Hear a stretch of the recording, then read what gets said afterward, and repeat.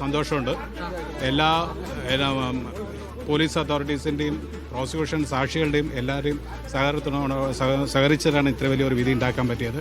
ഒരു കേരള സമൂഹത്തിന് ഒരു നെട്ടിച്ച ഒരു കൊലപാതകങ്ങളായിരുന്നു അതിന് അർഹമായ ശിക്ഷ കിട്ടിയെന്നുള്ളതാണ് വിശ്വസിക്കുന്നത്. അപൂർവമായി പരിഗണിക്കുന്നതിന് കോടതി കണ്ടത് തീർച്ചയായും 100 പേജുകളോളം അതിനെ പറ്റിയിട്ട് ഒരു ഡിസ്കഷൻ നടത്തിയിട്ട് മാത്രമാണ് ഇത് ഒരു ആർ ഓഫ് അറസ്റ്റ് കേസസിൽ പെടും എന്നുള്ളത് നിഗമനം എത്തിയിട്ടുള്ളത്.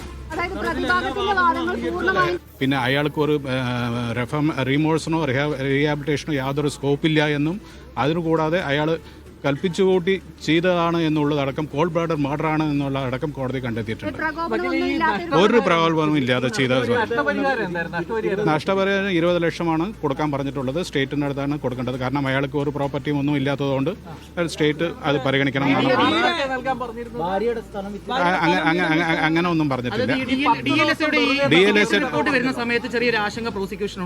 ഉണ്ടായിരുന്നു. എന്താ വെച്ചാൽ അയാൾക്ക് പെട്ടെന്ന് ഒരു സുമുഹൂർത്തത്തിൽ അയാൾക്ക് റീമോഴ്സിന് ഒരു റിഗ്രറ്റിന് ഒരു ചാൻസ് ഉണ്ട് എന്ന് പറഞ്ഞപ്പോൾ നമ്മളും ഞെട്ടുന്ന കാര്യങ്ങളാണ്. പക്ഷേ നമ്മളത് കോടതിയെ ബോധ്യപ്പെടുത്തിയിട്ടുണ്ട്.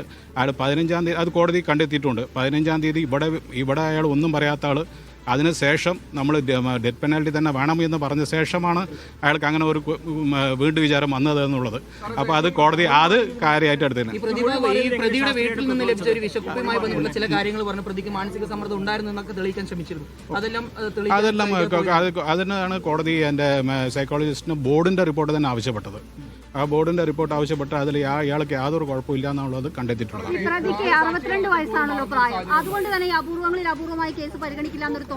ഉണ്ടായിരുന്നു. അല്ല, നമ്മളത് കോടതിയിൽ അത് പറഞ്ഞതുള്ളത് അയാൾ മിഡിൽ ഏജ്ഡ് പേഴ്സണാണ്, ഏബിൾഡ് ബോഡി പേഴ്സണാണ്, അയാൾക്ക് യാതൊരു അസുഖവും ഇല്ല എന്നുള്ളതാണ്. അതും നമ്മൾ കോടതി ബോധ്യപ്പെടുത്തിയിട്ടാണ്. ഏറ്റവും നിർണായകമായത് നമ്മള് സാക്ഷി എങ്ങനെ അല്ല അത് നമ്മൾക്ക് അയാളുടെ ഗിരീഷിൻ്റെ മൊഴിയും ഒരു മാറിയതും ഒരു കള്ളത്തരമാണ്. അയാൾ യഥാർത്ഥ സംഭവം കണ്ടിട്ടുണ്ട് എന്നുള്ള രീതിക്ക് നമ്മൾക്ക് വരുത്തിക്കാൻ പറ്റിയിട്ടുണ്ട്. സാക്ഷിതരമായിട്ട് തെളിയില്ല. അയാൾ ക്രോസ് ചെയ്തിട്ട് കിട്ടിയതാണ് കാര്യങ്ങൾ. കാരണം 10:35 ആ സ്ത്രീ മരിച്ചത്, രണ്ടാമത് ലക്ഷ്മി എന്ന സ്ത്രീ മരിച്ചത്. ഇയാൾ പറയുന്നത് 11 മണിക്ക് ഞാൻ കാണുമ്പോൾ 11 മണിക്കാണ് ഞാൻ കാണുമ്പോൾ ബ്ലഡ് ചീറ്റടിക്കണമെന്നാണ് പറയുന്നത്. 10:35 മരിച്ച ഒരാളിനെ 11 മണിക്ക് ഇയാൾ കാണുന്നത് പറഞ്ഞത് അയാൾ കള്ളത്തരമാണ് പറയണത് എന്നുള്ളത് കോടതിക്ക് ബോധ്യം വന്നിട്ടുണ്ട്. ഈ പ്രതിഭാഗം കഴിഞ്ഞ ദിവസം പറഞ്ഞത് ഈ ശിക്ഷാവിധി വന്നാൽ മേൽക്കോടതിയെ സമീപിക്കുമെന്നാണ്. അത് അല്ലെങ്കിൽ അവരുടെ ഓട്ടോമാറ്റിക് ഡ്യൂട്ടിയാണ്, അവരുടെ റൈറ്റാണ്. അത് നമുക്ക് തടസ്സം പെടാൻ പറ്റില്ല. പിന്നെ മേൽക്കോടതിയെ സമീപിച്ചില്ലാതാണ് അല്ല, അതിനും അവിടെ ഉണ്ടല്ലോ പ്രോസിക്യൂട്ടർമാരുണ്ട്. കാര്യങ്ങൾ എല്ലാ തെളിവുകളും പോലീസ് ആൾക്കാരുടെ എല്ലാവരെയും നല്ലോണം അപ്രീഷിയേറ്റ് ചെയ്തിട്ടാണ് ഈ വിധി വന്നിരിക്കുന്നത്.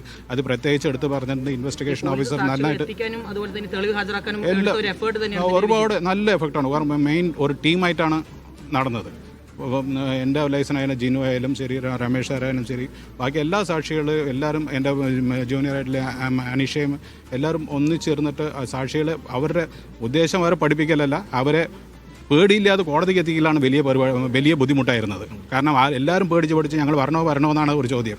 അത് പറഞ്ഞ് മനസ്സിലാക്കാനേ ഞങ്ങൾ ഒരുപാട് ബുദ്ധിമുട്ടി. ഈ കൊടുവാളിൽ നിന്ന് DNA ഒക്കെ കണ്ടെത്താൻ കഴിഞ്ഞില്ല 3 പേരുടെ. അപ്പോൾ ശാസ്ത്രീയ തെളിവുകൾ അല്ല, കൊടുവാളിൽ നിന്ന് DNA അല്ല കണ്ടെത്തുന്നത്, കൊടുവാളിൽ നിന്ന് സെല്ലാണ് കണ്ടെത്തുന്നത്.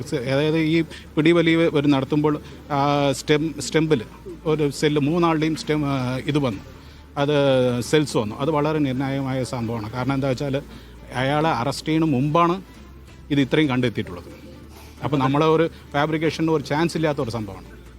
ഈ വധശിക്ഷ എപ്പോൾ അങ്ങനെ എന്തെങ്കിലും ഇല്ല, ഇത് അപ്പീൽ ഹൈക്കോടതി ഇതെല്ലാം വീണ്ടും പരിഗണിച്ചിട്ട് മാത്രമേ അയാളെ ഡെത്ത് സെൻറ്റൻസ് വിധേയമാക്കുള്ളൂ. അത് കഴിഞ്ഞിട്ട് അതിനുശേഷം അയാൾക്ക് സുപ്രീം കോടതിക്കും പോവാം. തീർച്ചയായും അത് കോടതി അത് എടുത്തു പറഞ്ഞിട്ടുള്ളതാണ്. ഇത് നമ്മൾ ഇത്ര കൊലപാതകം നടത്തിയിട്ട് വെറുതെ ഒരാൾ പോകാൻ പാടില്ല. അത് സമൂഹത്തിന് ഒരു റോങ് സിഗ്നലാണ് പോവുക. അതുകൊണ്ടാണ് ഇയാൾ ഹാങ് ചെയ്യണതെന്നുള്ളതടക്കം പറഞ്ഞിട്ടുണ്ട്. കുട്ടികൾക്ക് തീർച്ചയായും സന്തോഷമുണ്ടാകും. അവരിവിടെ ഉണ്ട്, അവർ വിധി കേട്ടിട്ടുണ്ട്. അവർക്ക് ആദ്യത്തെ കുട്ടിക്ക് ജോലി അടക്കം സർക്കാർ സ്ഥിരപ്പെടുത്തണം എന്നാണ് പറഞ്ഞിട്ടുള്ളത്. അതും വിധിയിലുണ്ട്. അതും വിധിയിൽ ഒരു റെക്കമെൻഡേഷൻ കൊടുത്തിട്ടുണ്ട്. അതിന് പുറമെ ഇയാൾക്ക് എപ്പോഴെങ്കിലും എന്തെങ്കിലും ഒരു കാലഘട്ടങ്ങളിൽ ഏതെങ്കിലും അതോറിറ്റി, അതായത് ഗവൺമെൻറ്റോ കോടതിയോ ഒരോൾ കൊടുക്കുകയാണെങ്കിൽ അടക്കം അതിന് എല്ലാ വിറ്റ്നസിനും സെക്യൂരിറ്റി കൊടുത്ത് മാത്രമേ ബാക്കി എന്തെങ്കിലും ചെയ്യാൻ പാടുള്ളൂ എന്നാണ് വിധി. ചാൻസ് ഇങ്ങനത്തുള്ള ചാൻസ് കോടതിയിലൊന്നും വരാളൊന്നും കൊടുക്കില്ല. സ്വാഭാവികമായിട്ട് ഏത് സർക്കാരും ചെയ്യാത്ത പണിയാണ് എൻ്റെ അറിവിൽ. കുട്ടികൾക്ക് സർക്കാർ ജോലി ആദ്യത്തെ കുട്ടി സർക്കാർ ജോലി കൊടുക്കണം എന്നാണ് പറഞ്ഞിട്ടുള്ളത്. അതടക്കം പറഞ്ഞത്.